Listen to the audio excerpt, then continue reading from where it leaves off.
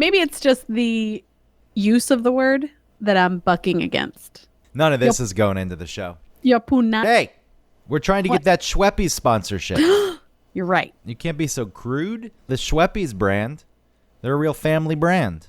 You're right. And I would never disrespect the trail that they're blazing as the number one seltzer that everyone should have. The number one family bubble brand. The number one family bubble brand. That's what they're going for. They're trying to compete with all these posers on the market, like LaCroix. Take it from me, as a busy mom, I don't have time to keep track of which Schweppes bottles I've opened and which, have been out the longest and probably have lost their bottle. I don't have time for that. But with Schweppes, I can open a bottle one day and then find it the next when I'm thirsty and it still has bubbles. The best bubbles for busy bitches. Schweppes. You don't think they would like that? Well, we got to start saying Schweppes. But Schweppes is a term of endearment. Yes, a term of endearment. Term of endearment. They say term of endearment. I am short-circuiting. I cannot speak any longer. Dear. Good thing the show has only just begun. Term of endearment. There will be great things to come on the show tonight. It is okay because I am still full of energy and you don't have to worry about carrying the show about your topic, trains. Give me the Schweppes.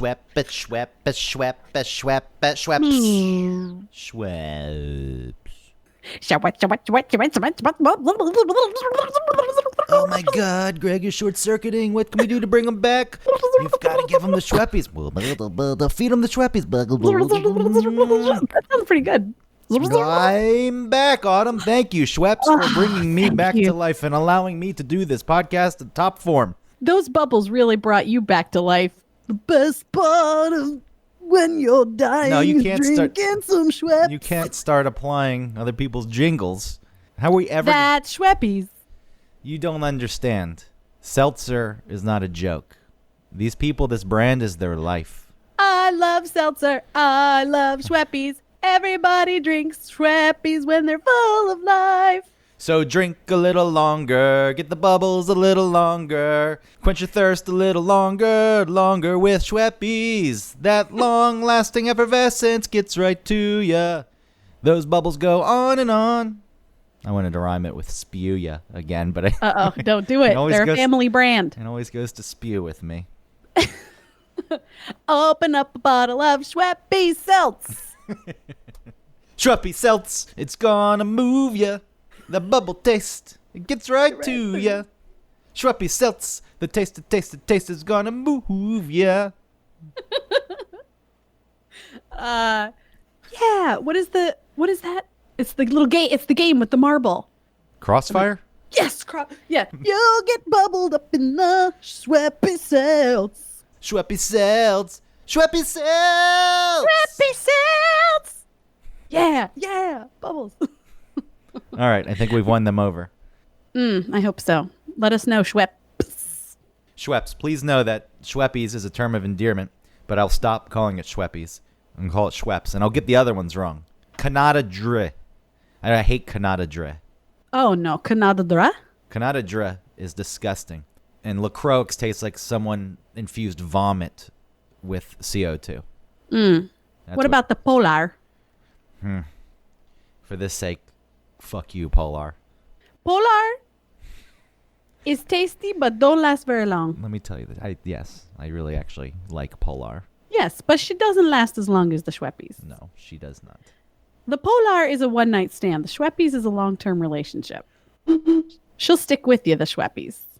Polar, gone in the morning. Says we'll call you. Probably won't. Just so everyone knows, we are not being paid for this. We are getting no free product for this. Not yet. Autumn has put in a request to Schweppes. Yeah. Owned by the Dr. Pepper Corp, right? Yeah, and Snapple. I think Snapple's still popular, surprisingly. Let me see if I can see if we're still pending. Hold on. Dr. Ooh, okay, I've got it. Oh my God. I'm so excited. Now I'll be Greg here. Oh no. What the fuck? What Does it- happened? What did you do? Oh Oh no, Greg. I do that quite often I know. when things like I'm walking and my shoelace comes untied and I'm with people like, oh no. And what's going on? My shoelace is untied. God damn it, Greg. It's a big deal because I'm walking at a certain clip. You know, Under consideration for Schweppes. for the Schweppes. Well, we need more listeners, so please do your part if you're listening and just share the show. We don't try to charge you like some of these other shows, these greedy sons of bastards. Bless them. You know, they try to get money for it because that's all they care about. I want money. I want to do this because I want riches. You know why I want to do it? Because it's fulfilling. Bitches. Well, sure. What? That too. Because it's fulfilling, Autumn. It is very fulfilling. And we don't ask. We want to give this show for free. So please share the show so we can get big enough so that we can get the seltzer sponsorship. And then we'll share the seltzer with you. If we have enough seltzer that we can schlep seltzer everywhere we go and give it out to our friends and fans, We can schlep the Schweppes. we'd schlep your Schweppes all over the shitty. But then it has the word shit in it. And Schweppes is a family brand. Family Bubble brand.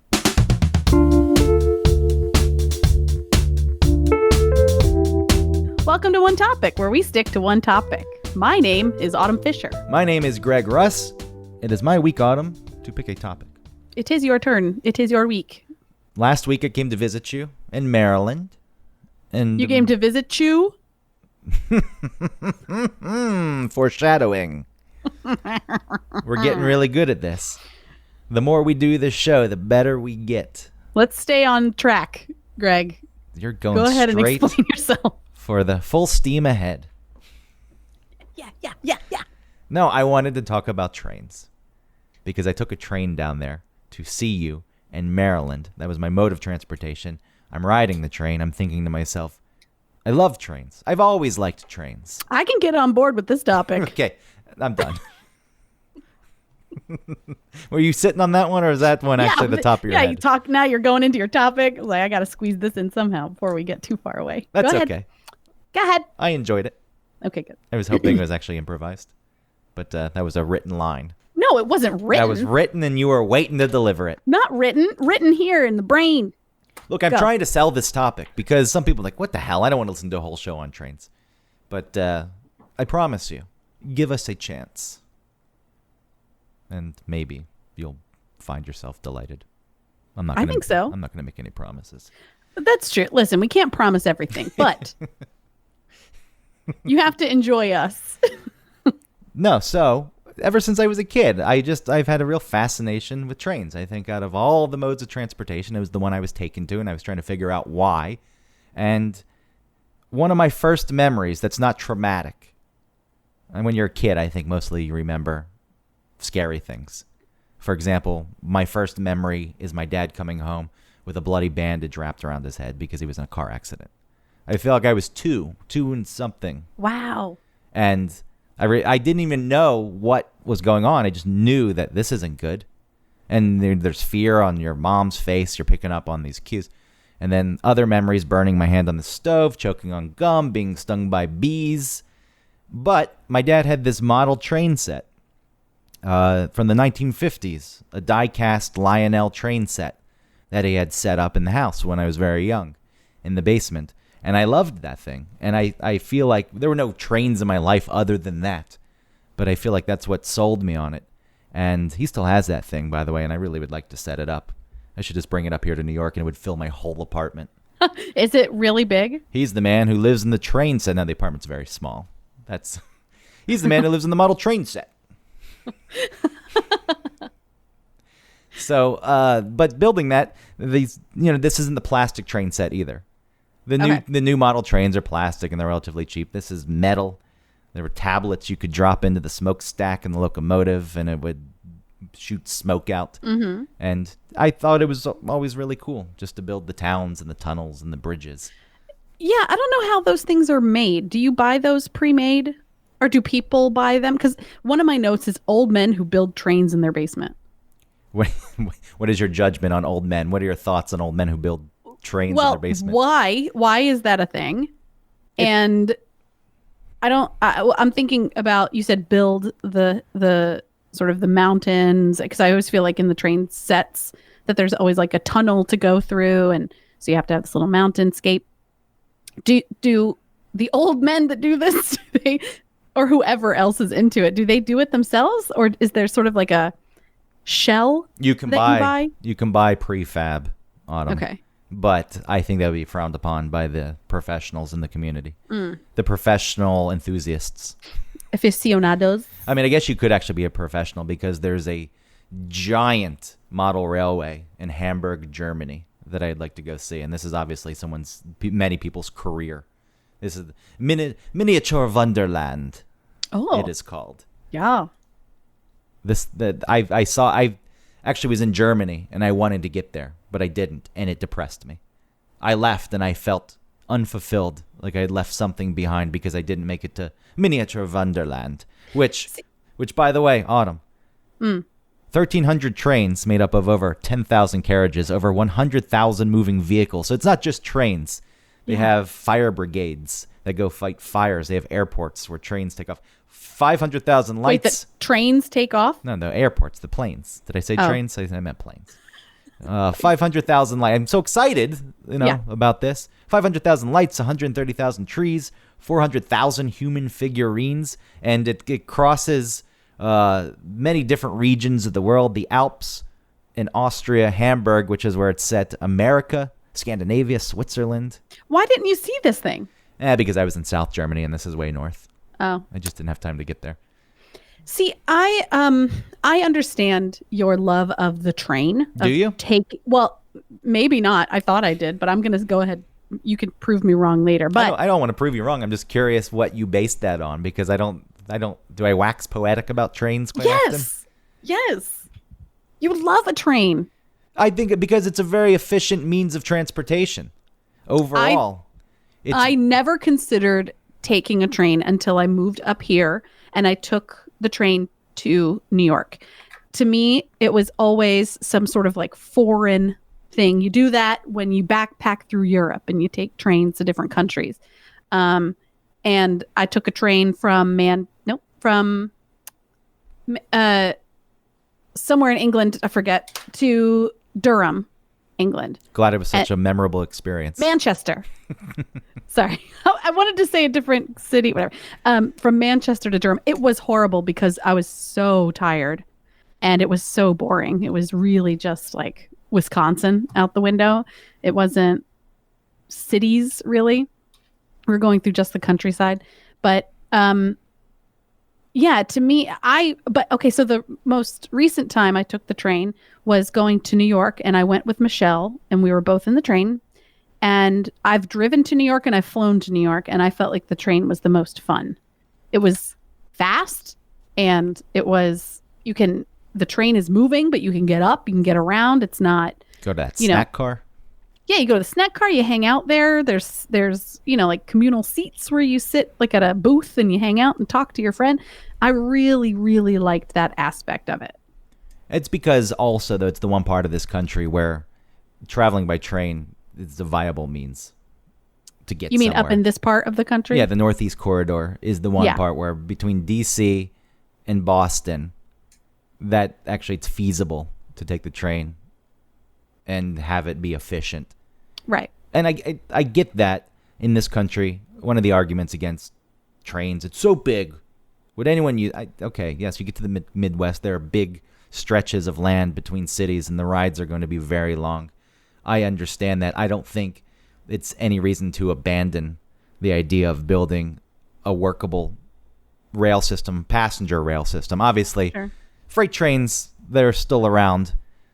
They're not going anywhere. There's no better way to move freight Right. than on trains. They're 4 times more efficient than trucks when it comes to fuel consumption. That makes sense. And the amount that you can carry Yeah. and haul it's much more. So, we have quite a vast network of freight train lines in this country. So it does exist in that capacity. So we're probably not going to focus on that so much.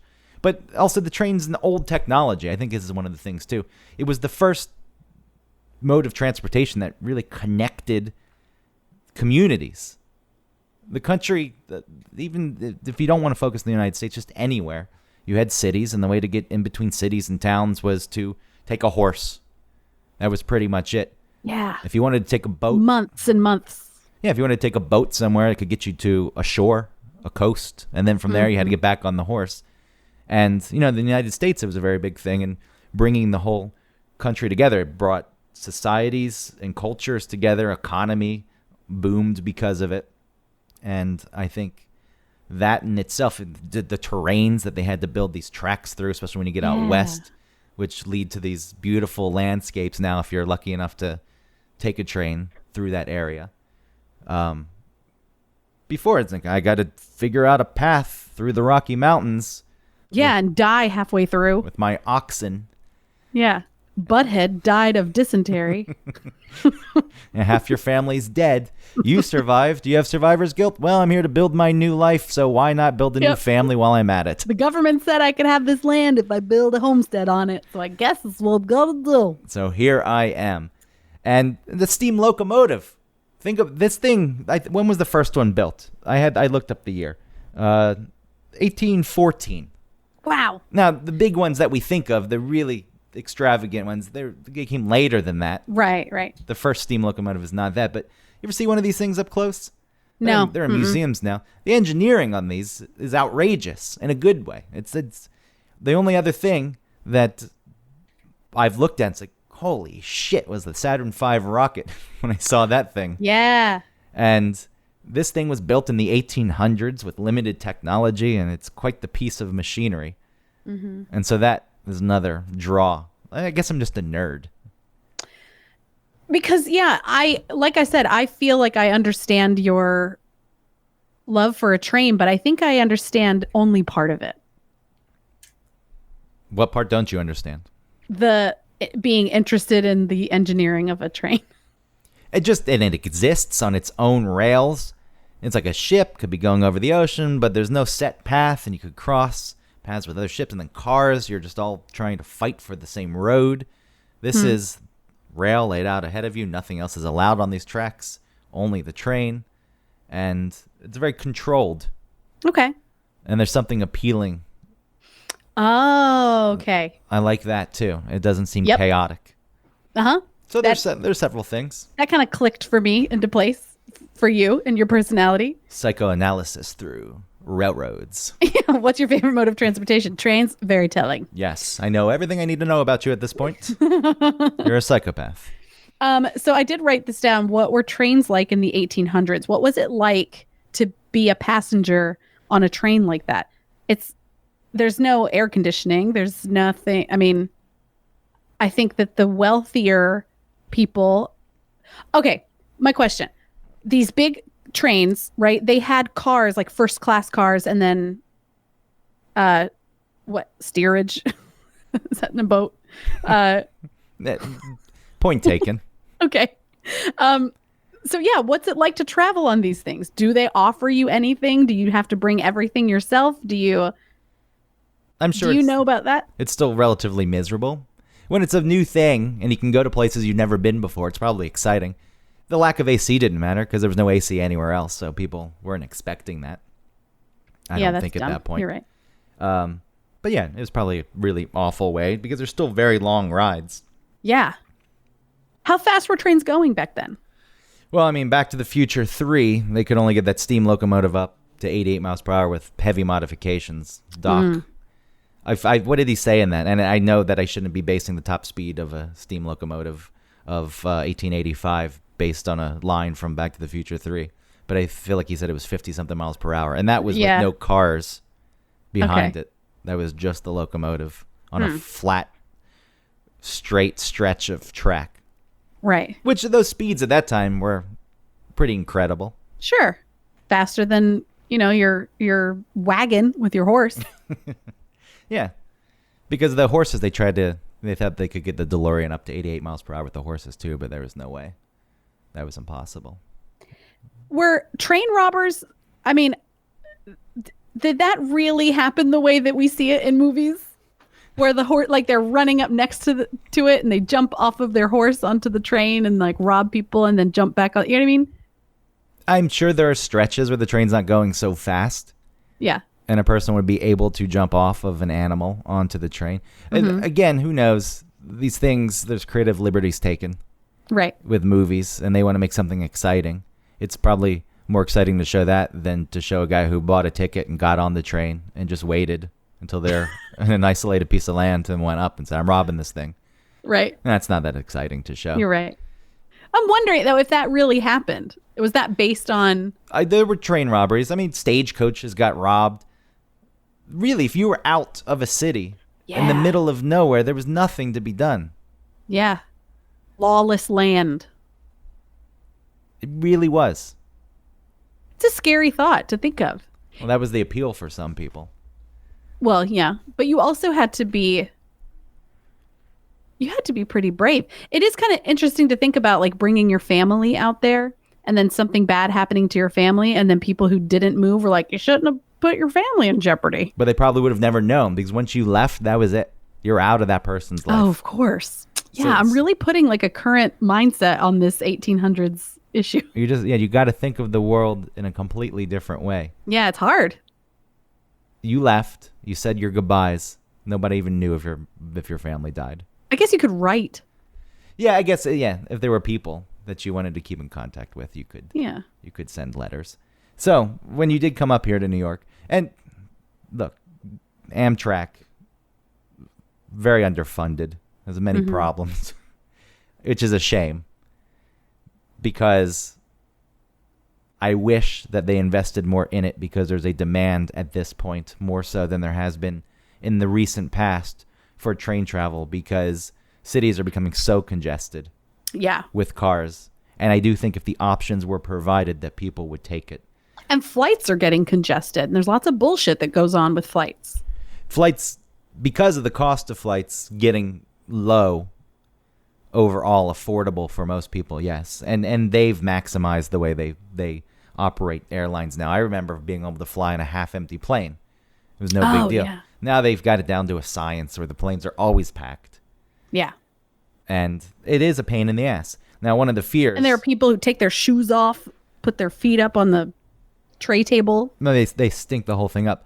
But when you were coming up here to New York and you were with Michelle, she was very frightened about the fact you just got on the train and there wasn't security check. Yeah. She was very concerned about a lot of things, about getting to, I think she was just anxious about everything that it felt, unknown to her. But yeah, she was freaked out that there was no one checking anyone who got on this train. Which is true. I mean, no one, I guess, if you wanted to make a statement, you could blow up a train. Sure. It'd be very easy to do. Yes. I don't really like talking about it.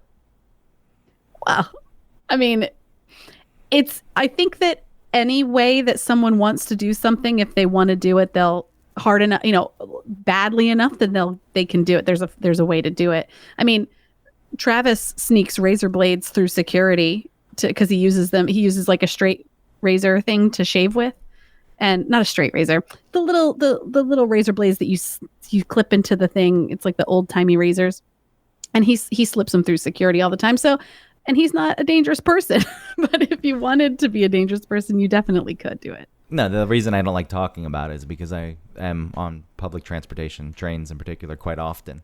And it's something that crosses your mind. Like, we're just talking about the subway here in New York. Oh, That's something, if there's no one stopping anyone.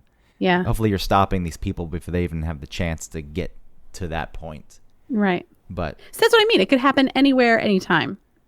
yes, but way to make this depressing. There was an exciting trip. You were coming up to New York City. This is the first time you're traveling. I didn't make it. You mentioned Michelle's worry about That the isn't- security on the train. That isn't the Stone Mountain Express or whatever that train that goes around that was probably the first train you ever rode. Probably. Yeah, for sure it was. Just goes around the base of the mountain. I loved it. You Yeah. put a quarter on the track. It flattened my quarter. Oh, yeah, look, my dad took us to Marietta Square in those trains that went come Yeah, through there. they go like right in front of the fountains in the little strip malls. That was the best. Mm-hmm. Just put some loose change on the tracks. I know. Someone once told me that could derail a train. Who? No, it can't. Who told you this?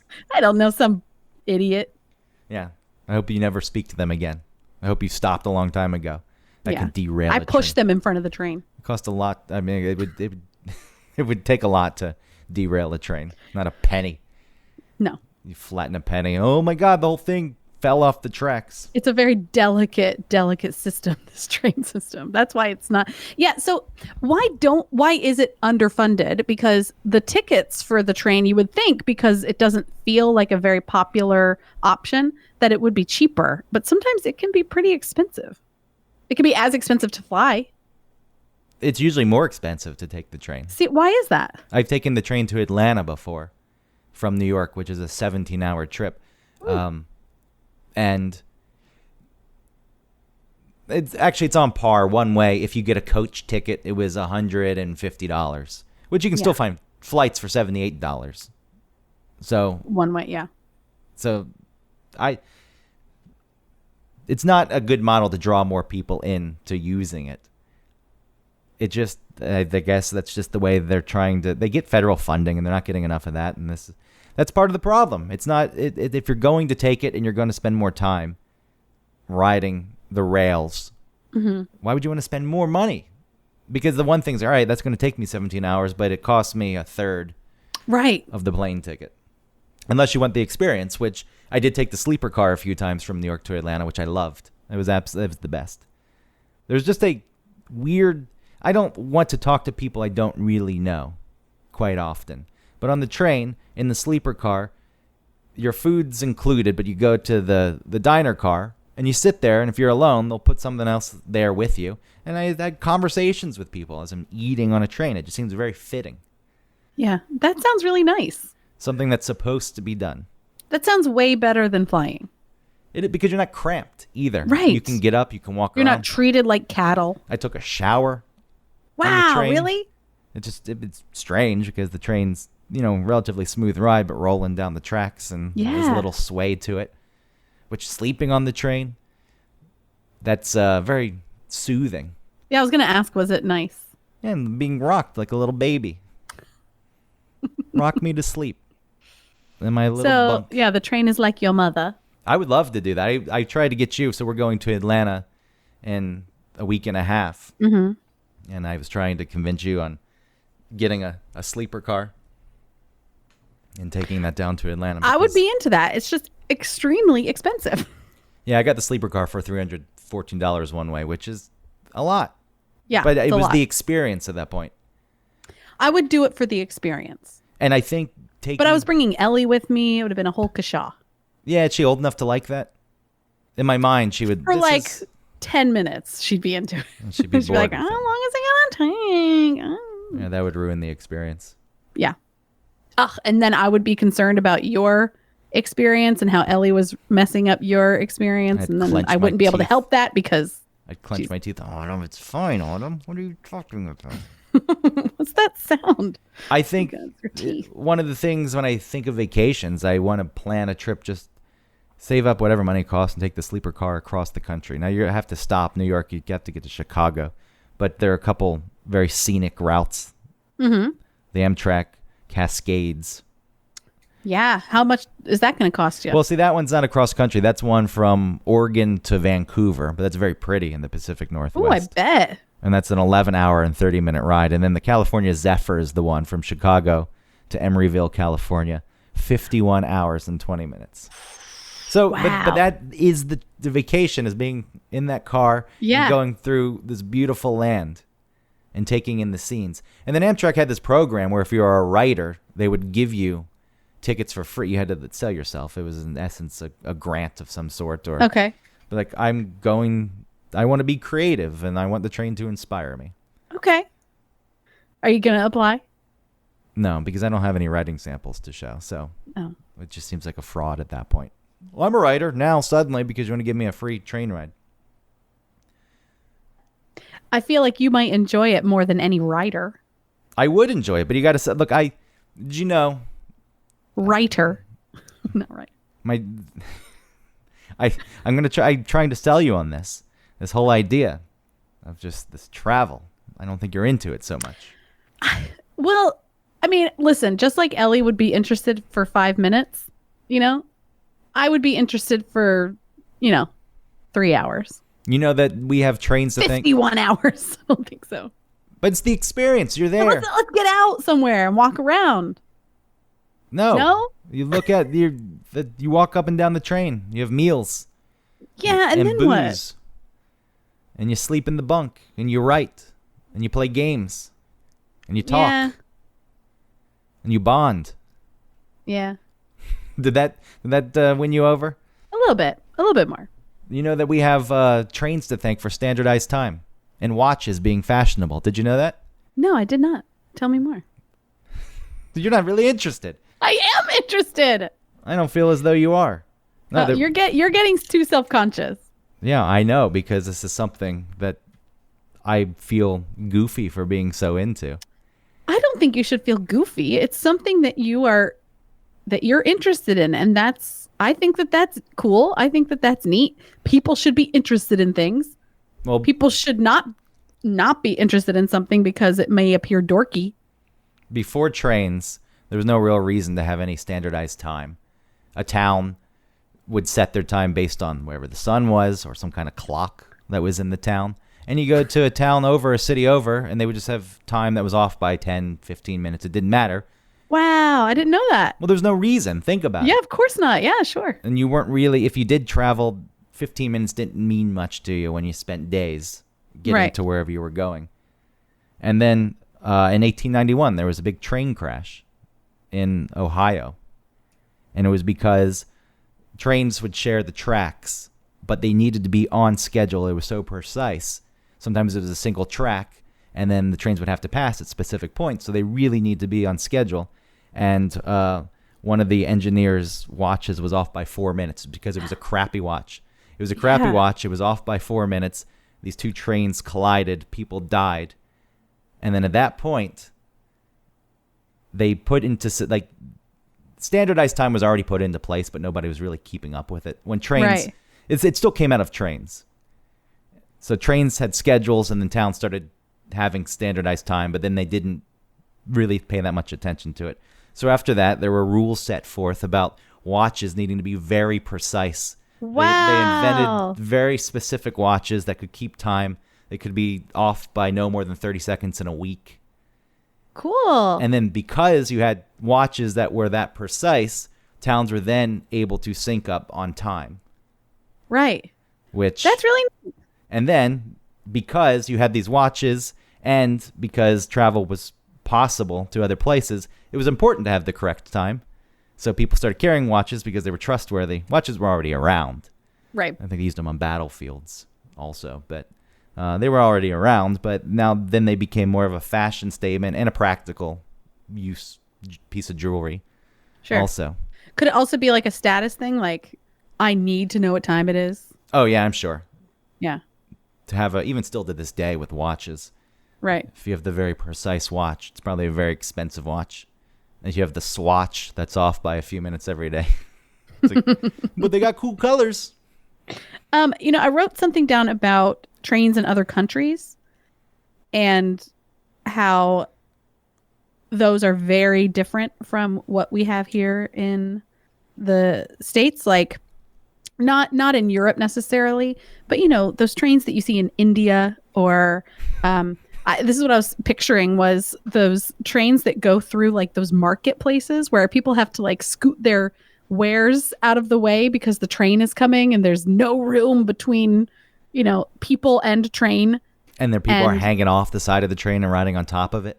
Yeah. What is that? And I feel like there's probably way less regulation about the maintenance and the upkeep of the trains, but there's probably more use of the trains. And like you said, practices like that, hanging off of the train. There's no distance regulations between where people can be and a track. Yeah, I know exactly what we're talking about when there's the marketplace and people are shopping. Hey, train's coming, and everyone has to step aside for a second so the train can come through. Yeah, I think the that's train's just, moving very slowly. but I think It's- that's a but- lack of infrastructure. In India, especially, there are not good roads, and then because there's such disparity between, they say the caste system is dead there. It's not. It's not officially in place The anymore. effects of it are still in place. And so people don't have access to cars, and that's just really the only viable means of transportation. And there are so many people there, Yeah, so many. and I doubt that they're running precisely. Whereas in Japan, those things run to the second. It's really interesting. How do they do that?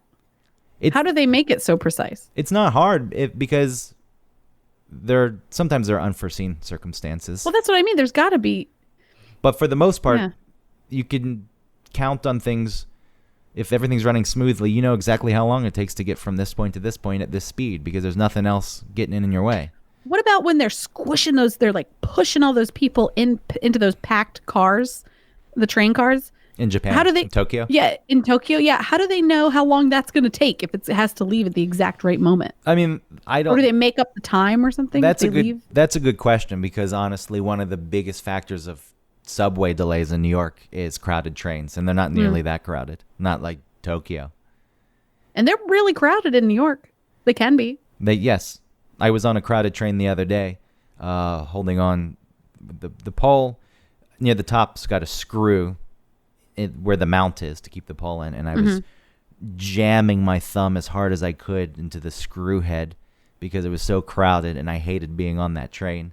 And The pain was distracting you. I was trying to distract myself, and I looked over, and this guy was staring at me, and he thought I was insane. But I would pull my thumb off and look at the impression in my skin, and then I would try to match it back up to exactly the same way I had it before. Yeah. But even that, even as uncomfortable as that can be, there's something that I really enjoy about. It's like, well, I'm taking the train in New York. This is the way it's supposed to be. Yeah. This is it. This is the thing. I romanticize it, I guess. Yeah. Well, you're trying to cope With what? with having to be there, with the uncomfortable. Oh, just in that instance. I mean, Yeah, overall, though, I romanticize the rails. Oh, because it's the train. Okay. Because the subway's the train too. I love it. I haven't had a car in 12 years. I absolutely love not having a car. See, a subway system to me is not the same as like the train. It's not, but I think we can tie this in to the topic because Okay. it is a culture in its own right. Mm-hmm. I think that mass transit subway systems help cities grow into better cities. Yes. The only reason New York is as dense as it is and grew like it did was because of the subway system. And it's amazing too in New York that the subway system could be built with all of the stuff that's already underground in New York. It's like it's as if the subway system needed to be there first before any of the, would you call it infrastructure if it's underground? Yeah. Okay, without all of the like underground infrastructure being in the way. Because Well- there's so much below the streets. Yeah, all the power lines in New York are below the streets. Yeah. You never But not just that, but old power lines, old like all tubes cables. Yeah, there's pneumatic mail systems are probably Yeah. running under the streets. Yeah, it's like a web. But, people know where that is and you just go beneath it. Yeah. Plus the subway system's 100 years old, over 100 years old at this point. I don't know when they buried the power lines here. If you go back and look at old pictures of New York with the power lines above ground, it is insane. Yeah, it looks like those third world countries. They're just because Like, there's how's that not on fire? so many buildings to get powered And to. people stealing from it, like hooking up their lines to it. Yeah, why not? There it is. Yeah. I ain't gonna pay for power. That's like the mole people who lived in the abandoned Amtrak tunnel on the Upper West Side. They tapped into power somehow. They had lamps and TVs. Yeah, they're the rats of Nim. Hey, if you can set up a nice existence, why not? Sure. But- Without any light. But so when they built the subway system here, especially Queens is a bunch of villages, and once those were connected to the city, you could start filling in the gaps between the villages. And, Brooklyn was its own city. The way the boroughs formed, Queens, maybe this is boring for people, but I also like New York history. An address in Brooklyn is Brooklyn, New York. An address in Queens is the neighborhood you live in. So Astoria, New York, or Long Island City, New York, or Bayside, New York. Even though you're in Queens, you don't put Queens, New York as your address. And that's just because Brooklyn used to be its own city. It was incorporated with New York. Queens was just a bunch of towns. And they had their identities. And as the borough filled in and became more populated and dense, they still wanted to keep their identities. And so they just stuck with that as their... Why did they have to rename it as like an umbrella Queens? Why wouldn't they just have them as separate? Well, that was the county. So each borough in New York is a county. Oh, I don't knew that. I didn't know that. So, yeah, Brooklyn is Kings County. And then you have Queens County. Oh. And then Manhattan's New York County. Bronx, and Staten Island is Richmond County. Cool. I didn't know that. Yeah, see, now you're learning things. Yeah. I'm filled with facts tonight. It's the only way this show is going to work, I think. I am worried about that, but, riding the train back from your place, it just was a very comfortable ride, and I ate candy, and I read. See, I was more disappointed by my ride back. I was bored a little bit, like I didn't have a friend. You had a broken train. Oh, well, we did have a broken train. The train was delayed. It stopped in Philadelphia and had to get a new engine. And I'm an idiot. I didn't realize that the engine was the front of the train. I knew that this wasn't the truth, but this is what I was picturing, was that like someone was underneath the train, like putting in an engine. I don't know what I was thinking. I don't know why I thought that. They swapped the locomotive. Right, the front. Yes. Right, of course. But to me, just in my mind, just like daydreaming about what was going on, I was picturing someone underneath it. Can't blame you. You're not used to this travel. Yeah. But I did not. Yeah, I need a buddy. I couldn't go from like from New York to Georgia alone 17 hours. I can take in things and enjoy them alone.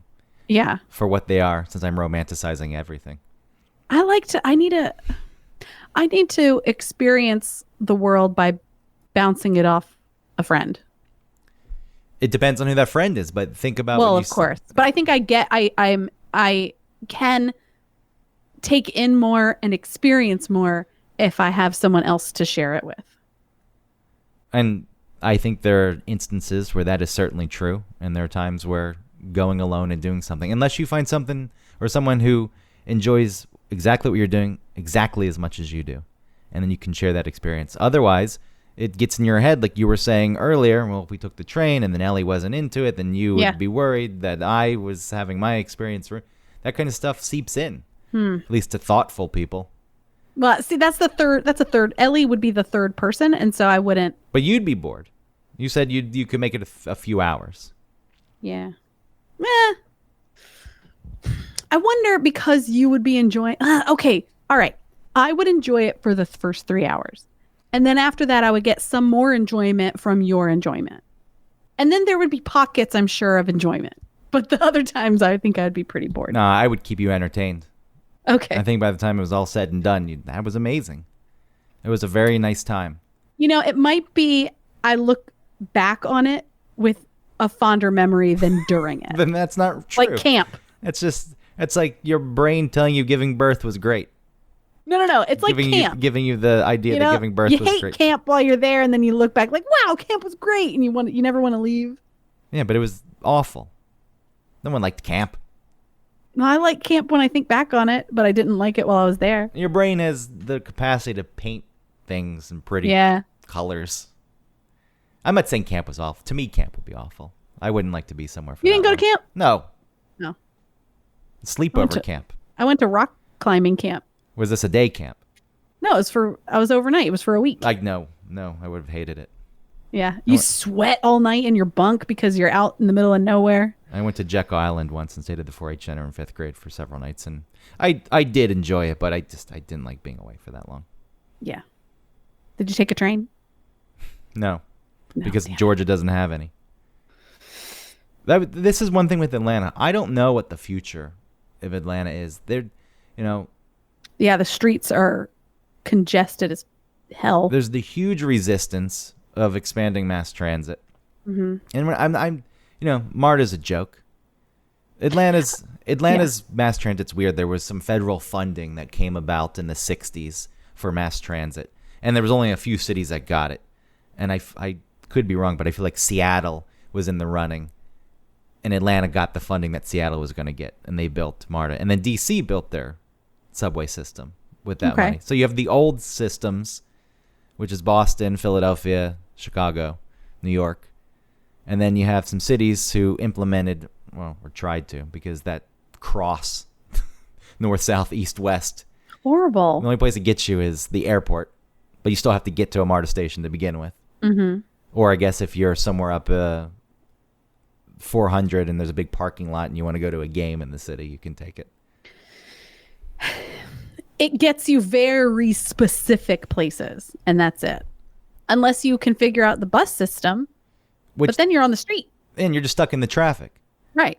So I don't understand why a place like Atlanta that is growing and the streets are congested, why can't they take... Okay, listen, I understand like people don't want to pay the penny tax outside in the suburbs because they don't want the, quote, element in their suburban... whatever. Whatever, that's your choice, that's fine. But how come they can't improve what's inside the perimeter? But how would you do that? I don't know. How does any place make a great subway system? You got to build it first. One, Atlanta's building there's that elevated express highway lane that they built going up 75. Yeah. You've seen this thing. I've been on it. It's reversible. It serves a purpose. I think it's probably alleviated some congestion, but I think it has. But Atlanta's still growing at a pace where that's not going to solve anything. No, it'll solve specific rush hour problems. It will help. It's not going to solve. Okay. It will help. I mean, and the highway is already how many lanes wide?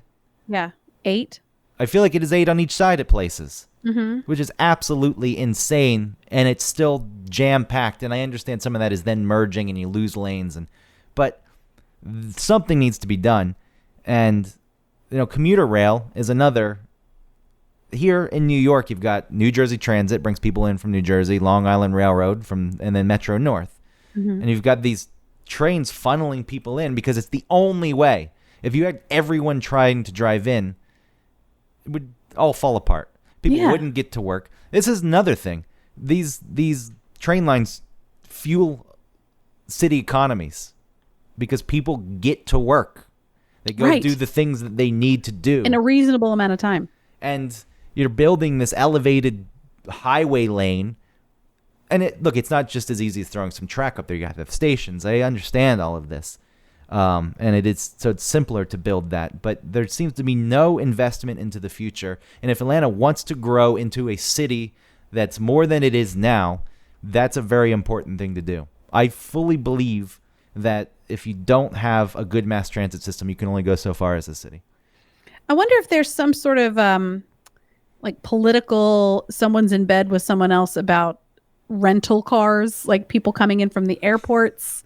Well, I mean, there's always... Because I think about a tourist who gets themselves on the MARTA from the airport and they're just dropped off in downtown Atlanta where maybe they're staying at a hotel there, but then what do? You don't do anything. You can't get anywhere. And then that's embarrassing for the city. In my mind, It's always been embarrassing for a tourist to come and I'm going to Atlanta. What are you going to do? I don't know. I'm just going to go explore. And that's because you're relying on You MARTA. go to Centennial Park because you can get there by MARTA. You can, I guess, take that. You go to the aquarium when you're there also. Okay, the World of Coke. You're fine. But the real places in Atlanta that you want to see, you got to go outside of that. You have to go to our little boroughs, to Little Five Points, and to Decatur. And that's the big thing with Atlanta. When people say, "What do I do?" It's like, well, don't go downtown. No, don't go to Midtown. I mean, maybe there's some places in Midtown, and like we said, go to Piedmont Park. The aquarium is great. I do like the aquarium, but that's one thing. So you have to go find the neighborhoods.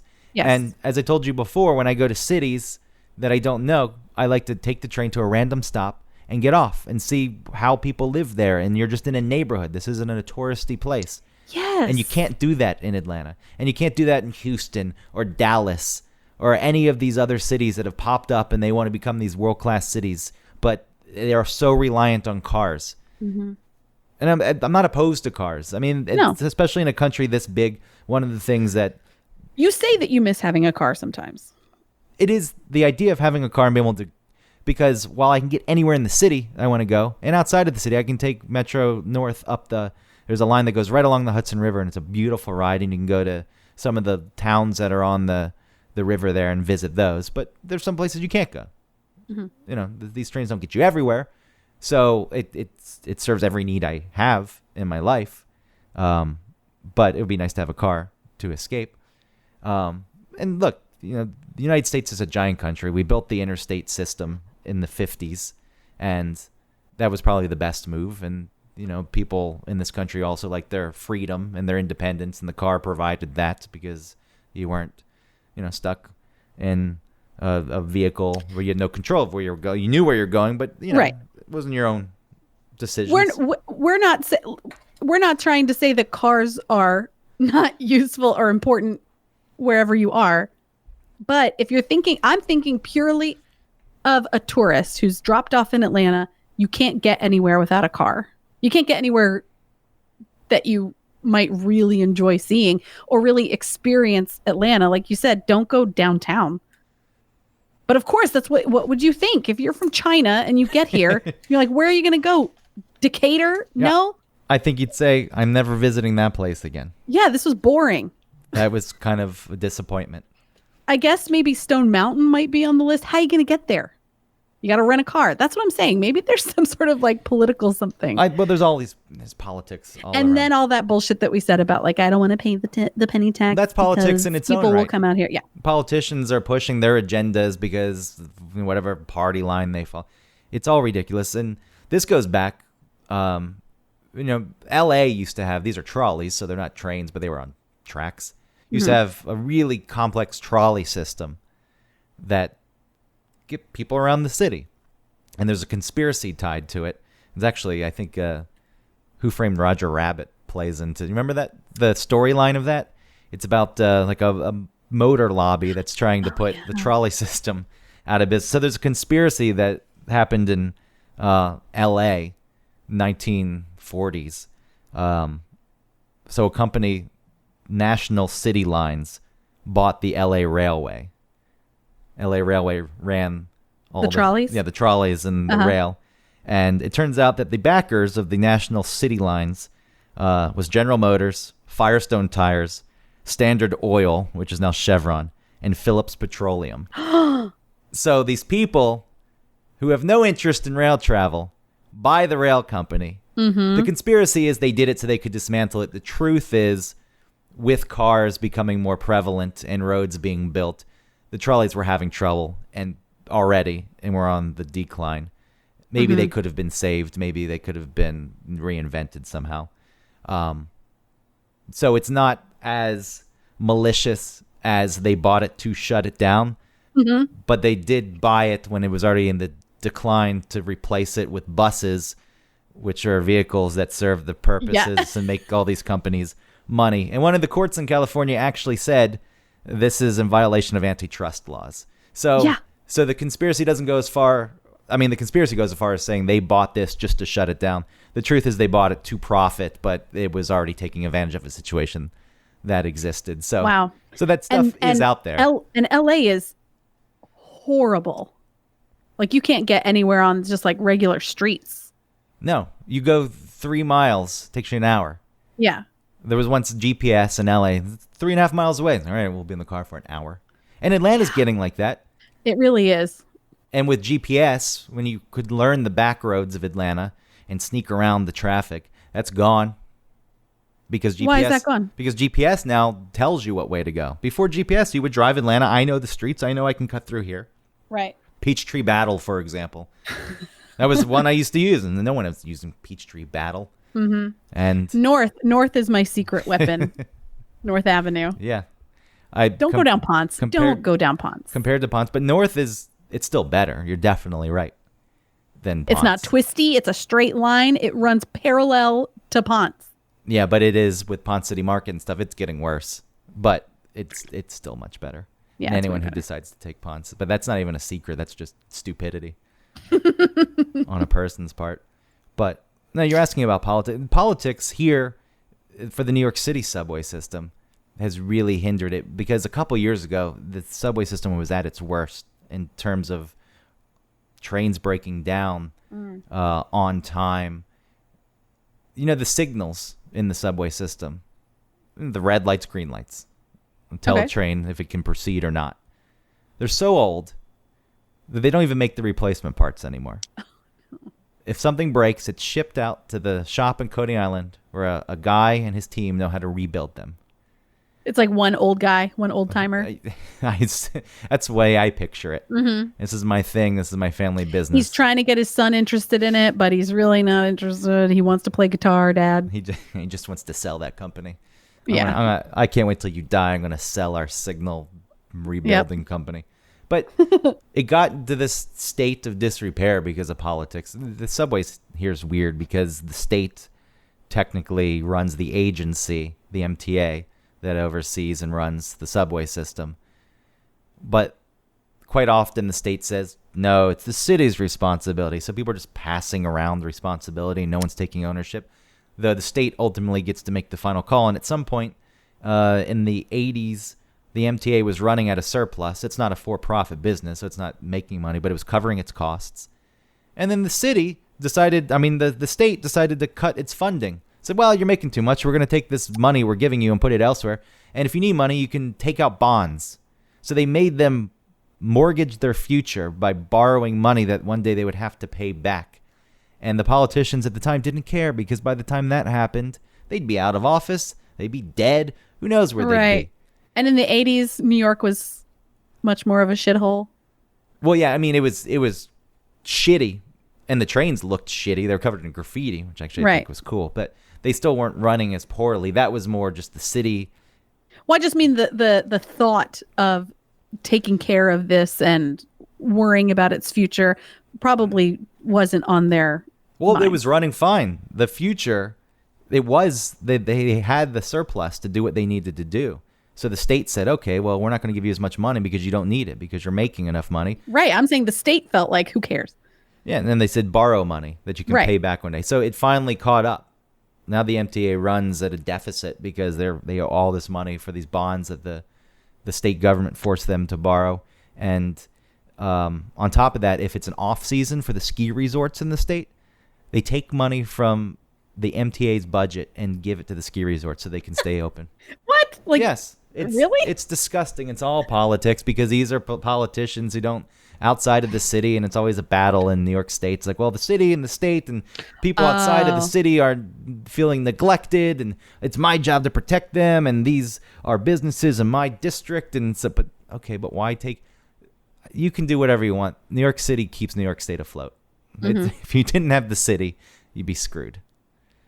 So, yeah, politics do come into play quite often, and it's coming into play. Take that, Elmira. It's ridiculous, the whole thing. And I think it's one of the reasons none of this gets... The tunnel that you come into Penn Station with. Mm-hmm. That thing is so old and crumbling, and they need to build a new one, because if that thing is shut down, it shuts down the whole Northeast Corridor. Right. Like, it's screwed. It screws a lot of people over. It was incredibly busy. Yeah, it's because so many people rely on it. Yeah. I didn't expect it to be as crowded and as like bustling as it was. And that shithole Penn Station. Just the basement of Madison Square Garden. Yeah, it's weird. It used to be this big, beautiful train station with gorgeous glass skylights. And it existed for a few decades. And then they said, all right, let's get rid of this. We don't need this. That was politics in its own. Oh, we need to build this sports arena. It's weird that it's such an important part of New Yorkers' lives and that it's not being sort of tended to as much as it needs to be. It's not given as much importance as it should be. Because it's all games. It's all bullshit games. That tunnel that's not being rebuilt right now, it's because they can't get federal funding to help with it because Trump's angry that New York doesn't like him. That's really what it boils down to. Yeah. And if it weren't that petty, there's still politicians especially as divided as, we don't get into politics too much, we don't need to, but as divided as the country is now along political lines, when it's a liberal place like New York City, there's a lot of politicians who just solely on that fact think, nah. But if they really cared about things, economy, everyone says, is the most important thing. If that tunnel collapses, you're shutting the city down, at least half of it. People from New Jersey can't get here on the train anymore. None of those Amtrak trains can get here and get to Boston or anything like that. So it's, I don't know. It's frustrating. Yeah. And then, they're doing renovations to Penn Station. And right. Because Cuomo's trying to make it nice again, because that's what he does. He's the fixer, governor of New York. Well, why are you acting like that's a bad thing? Well, because he's just playing political games also. He's not doing it because he really cares. He wants to be the doer for whatever his next political step is in his career. Well, if it's a benefit that you enjoy, then... I was the guy who built the new LaGuardia, which we're naming La Cuomoia. And I built the new Tappan Zee Bridge, which people said, I named after my dad, Mario Cuomo. And I built the new Kosciuszko Bridge. People said they couldn't do that. It's now the Cuomosko Bridge. That's what I feel like he's doing.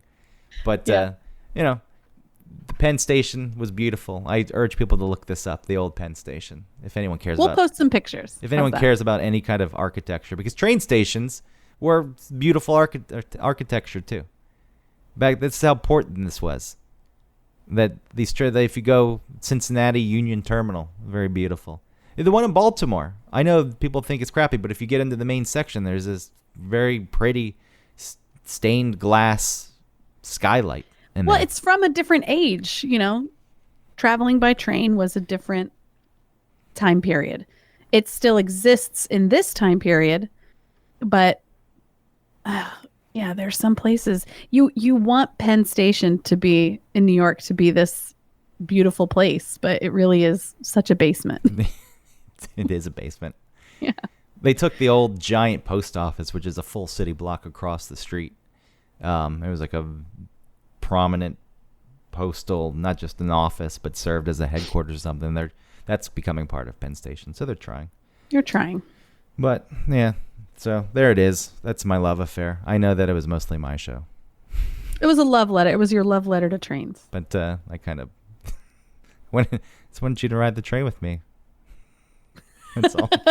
That's all it boils down to. I would do it.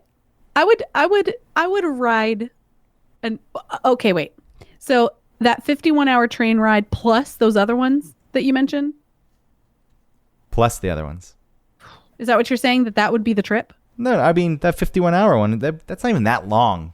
Because that's from Chicago to LA or to California? Yeah, somewhere in California.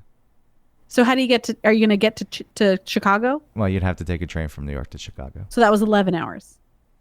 No, that 11-hour trip was Oregon to Vancouver, just a beautiful route you could take. See, I would do that one. The 11-hour one. Fly to Oregon. 11's not that long. Great. All right, it's fine. I tried to win you over. No, I'm in. I like it. I'm just but a romantic. Not for 51 hours. I'm just a romantic soul. 51? No. It's not that bad. No, it's not. Once you're on there. All right, you're rocked to sleep. You're enjoying for the 8 company. hours a night. Yeah, fine. See, I'm already trying to deduct the time. Like, all right, 51 minus 8. It's fine. 12. Okay. And I'm done. This is gonna be my thing. This is why I do things alone. I'm okay with this. This is my thing. Yeah. This whole show was my thing. You're right. You could have just told me I don't want to do this. I'm into it. I know. Okay. Don't be scared now. I'm just protecting myself because I shared something that I like, and no one is shaming you for liking this thing. I'm shaming myself. Yes. Relax. Okay. Wrap it up. All right. Thanks, everybody, for listening to One Topic. Please like and subscribe on iTunes. Please rate and review us there.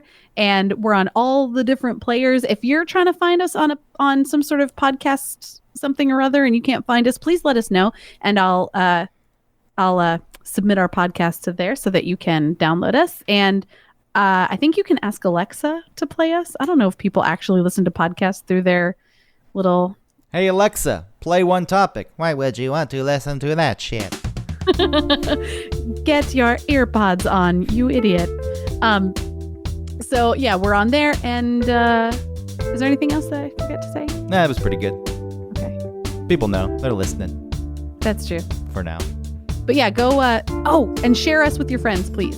Yes. Tell people that you know this very intimate, lovely, relaxing podcast called One Topic with two really great people. Mm-hmm. Tell them to like and subscribe.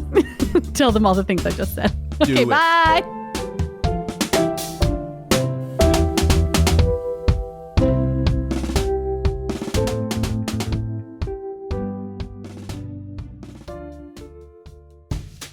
Hey, Greg. Hey, Autumn. Do you like hot sauce? You know, I do like hot sauce, but I'm getting pretty bored of my regular Texas Pete or Tabasco.